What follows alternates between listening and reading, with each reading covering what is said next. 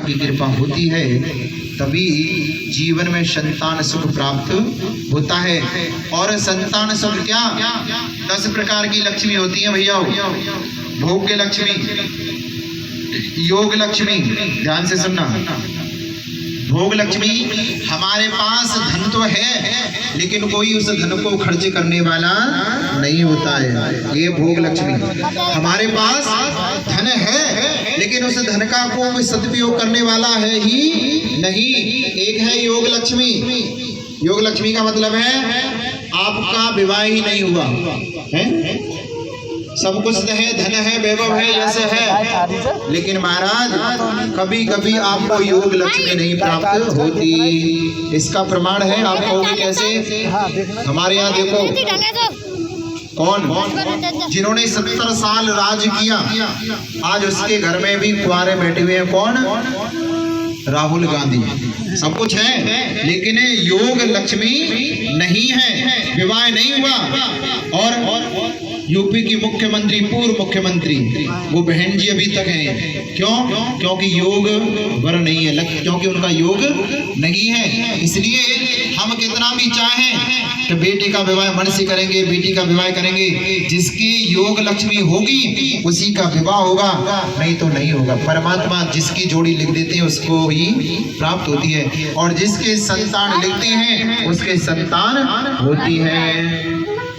क्योंकि हानि लाभ जीवन मरण यश अपयश विधि हाथ, ये 6 कर्म भगवान के हाथ में है।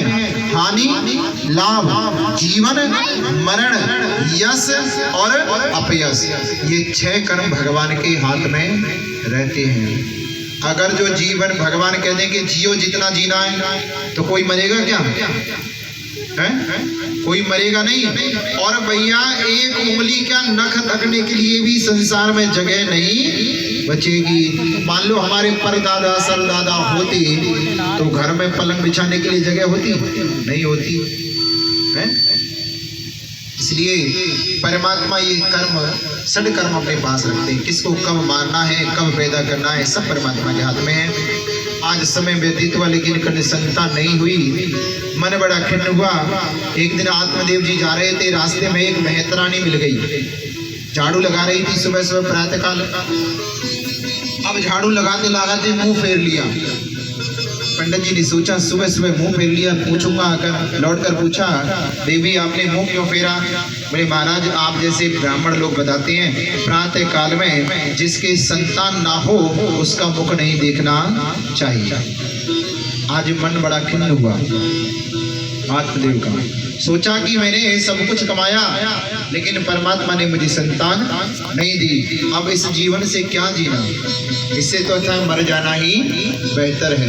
आज आत्मदेव निकले घर से और सोचा कि जंगल में जाकर अपने प्राणों को त्याग दूंगा।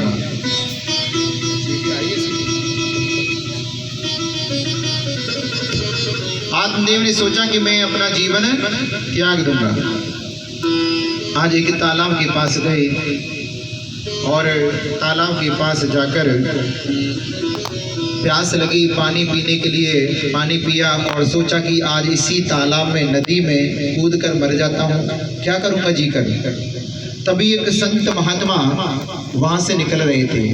संत महात्मा ने देखा ब्राह्मण देव है, कुछ अनहोनी करने के लिए जा रहे हैं। आवाज दी, भो भो ब्राह्मण, हे ब्राह्मण रुकिए रुकिए।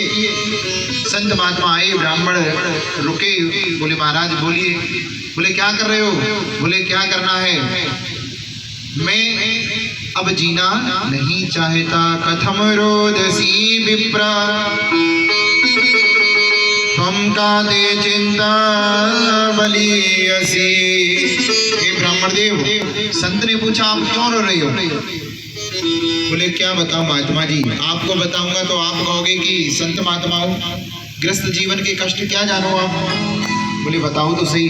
बोले महाराज मेरे पास सब कुछ है लेकिन संतान नहीं है, और जिस ग्रस्त जीवन में संतान न हो, बेटा ना हो, बेटी ना हो, तो जीने से क्या फायदा।